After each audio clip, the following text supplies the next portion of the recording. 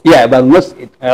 Di pasar real, ya, lebih di itu. Betul, setuju itu. Jadi di Bank Permata itu, ya. 16675 itu di Bank Permata ya. Jadi transaksi falasnya jual beli nilai rupiahnya itu memang betul-betul makin merosot. Jadi nanti kita lihat nih besok kan, ya besok mulai ya, kita bisa kan transaksi. Apabila nggak ada intervensi, mungkin akan semakin lambung dia. Apalagi kan yang namanya dolar, istilah siapa ya ekonom kita, dolar sudah mau dipanggil pulang. Ini kita betul-betul jangan sampai kita menjadi negara gagal dan betul-betul kita mengalami kolaps krisis seperti itu. Oleh karena itu kayaknya terlalu lama ini 4 bulan ini Pak Eri. Saya ini menghindukan kalau bisa 4 bulan dipercepatlah ya, dipercepat agar segera Pak Prabowo memegang jabatan presiden ini. Jokowinya mundur, Pak Prabowo naik gitu kan? Ya. Mungkin bisa diambil langkah-langkah seperti ini. Langkah-langkah cepat, langkah-langkah cepat yang harus menyelesaikan. Dan tapi Pak Jokowi nggak bisa dia lenggang-lenggang nangkung. Harus diminta bertanggung jawab Pak Jokowi dan menteri-menteri yang terkait seperti itu. Ya, oke, terima kasih.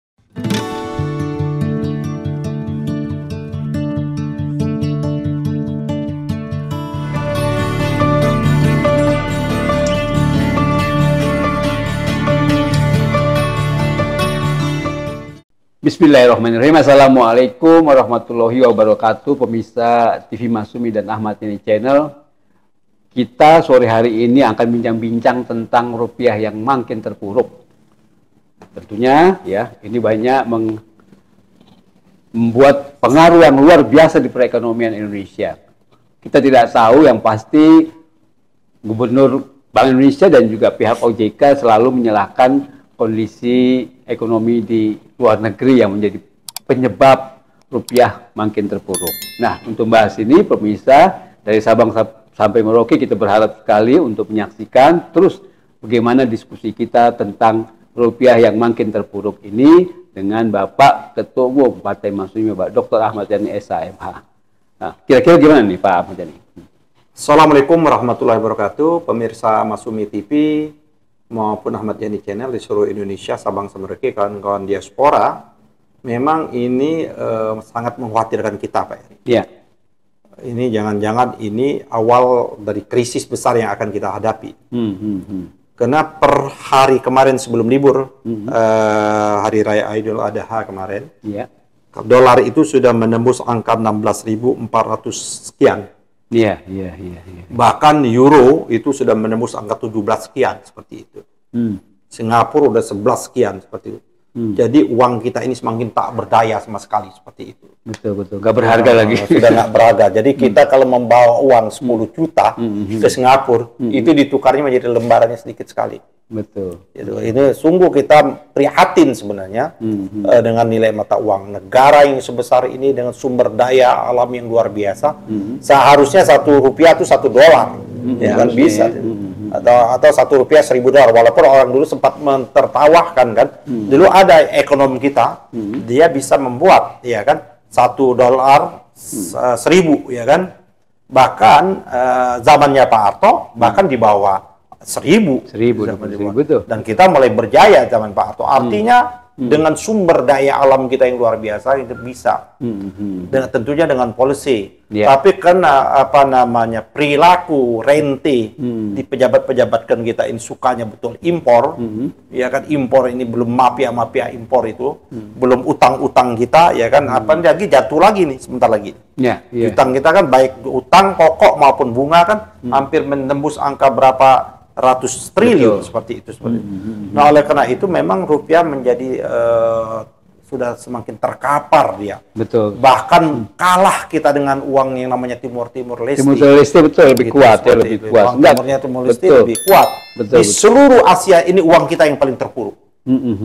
Dengan Burma pun kita kalah seperti itu. CNBC Indonesia memberitakan satu ini dolar 16.675 di perdagangan terakhir Sabtu kemarin. Oh ya, Sabtu kemarin kan? Itu kan yang kemarin kita lihat 16.4 itu kan Bang Nuts. Iya, Bang Nuts. Di pasar real, lebih di itu. Betul, setuju itu. Jadi di Bank Permata itu, 16675 itu di Bank Permata ya. Jadi transaksi falasnya jual beli nilai rupiahnya itu memang betul-betul makin merosot. Jadi nanti kita lihat nih besok kan, Ya besok ini. Besok mulai ya, Kita bisa kan lagi. transaksi. Ada Apabila perdagangan. nggak ada intervensi, mungkin akan semakin lambung dia. Apalagi kan yang namanya dolar, istilah siapa ya ekonom kita, dolar sudah mau dipanggil pulang. Oh. Dolar mau dipanggil, karena ada persoalan juga kan. Di Amerikanya, betul. Ya kan, Bank Sentral Amerika kan menaikkan juga.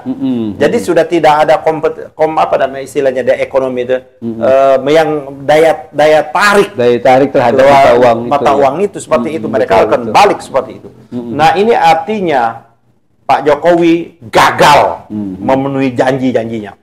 Kita harus bilang kan ini gagal Pak Jokowi dan gagal juga Sri Mulyani. Dan gagal juga Gubernur Bank Indonesia, gagal juga OJK. Seperti itu. Kenapa dolar ini semakin jaya dia? Seperti itu. Dan kita semakin terpuruk seperti itu. Dijanjikan 10.000 waktu itu oleh Jokowi ya? Jokowi bukan 10.000, itu 2 digit. Di bawah. Di bawah 10.000? 10.000. 2014 itu saya ingat betul janjinya. Ini berarti berdampak kepada siklus APBN kita. Asumsi APBN kita kemarin itu 14.000. Sekarang sudah 16.000. Luar biasa itu.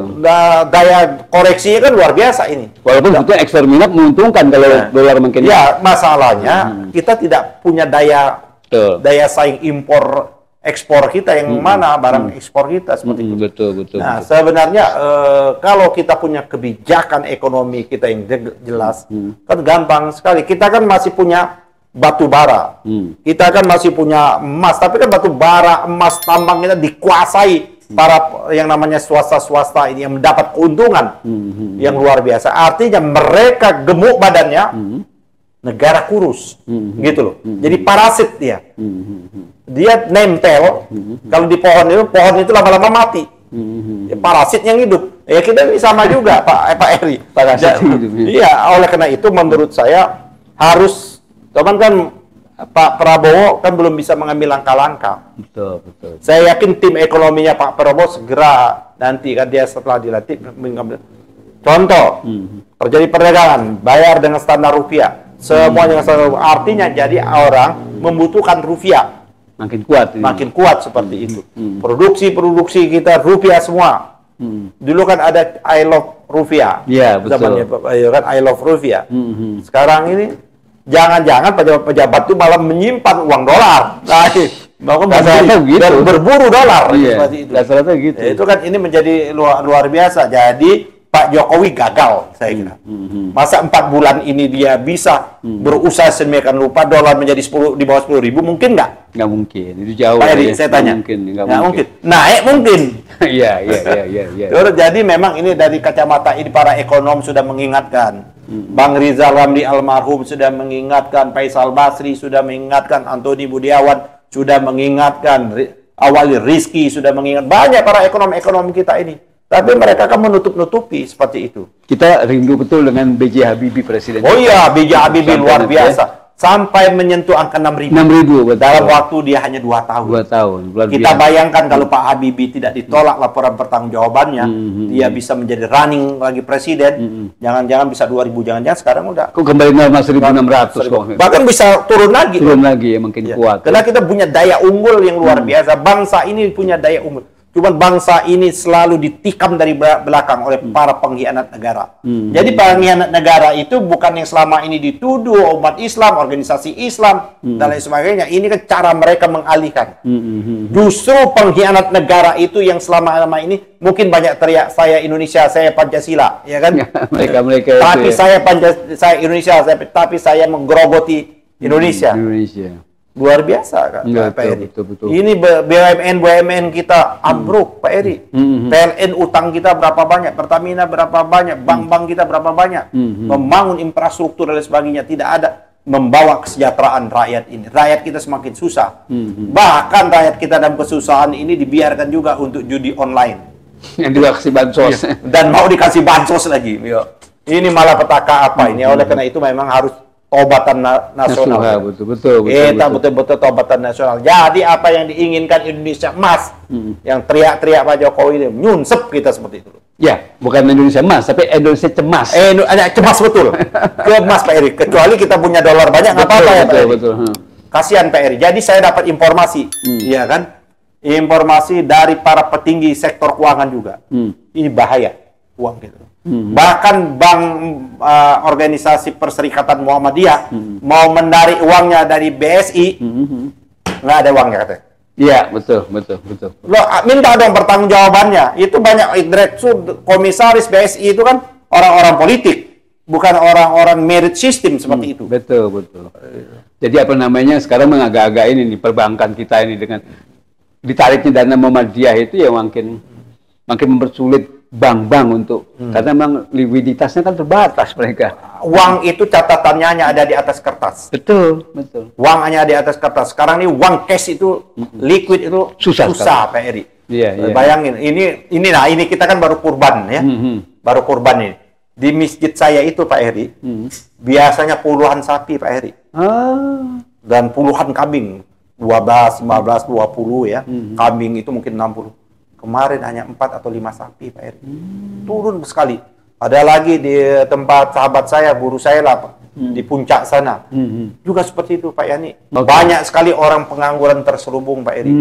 Dia tamat SMA, dia tamat banyak. Apalagi kayak Gen Z aja berapa kan yang nganggur. Betul. Yang sarjana-sarjana. Yang kerja selama ini nggak bekerja. Ya Allah Pak Eri. Ini kita betul-betul jangan sampai kita menjadi negara gagal dan betul-betul kita mengalami kolaps krisis. Seperti itu. Oleh karena itu kayaknya terlalu lama 4 bulan ini Pak Eri. Saya ini menghindukan kalau bisa 4 bulan dipercepatlah ya. Dipercepat agar segera Pak Prabowo memegang jabatan presiden ini. Jokowinya mundur, Pak Prabowo naik gitu kan. Ya. Mungkin bisa diambil langkah-langkah seperti ini. Langkah-langkah cepat. Langkah-langkah cepat yang harus menyelesaikan. Dan tapi Pak Jokowi nggak bisa dia lenggang-lenggang nangkung. Harus diminta bertanggung jawab Pak Jokowi dan menteri-menteri yang terkait seperti itu. Ya, oke. Terima kasih Pak Ketua Umum Partai Masyumi Pak Ahmad Yani. Kita akhiri pemirsa diskusi kita sore hari, mudah-mudahan bermanfaat. Terima kasih. Billahi taufik wal hidayah. Wassalamualaikum warahmatullahi wabarakatuh.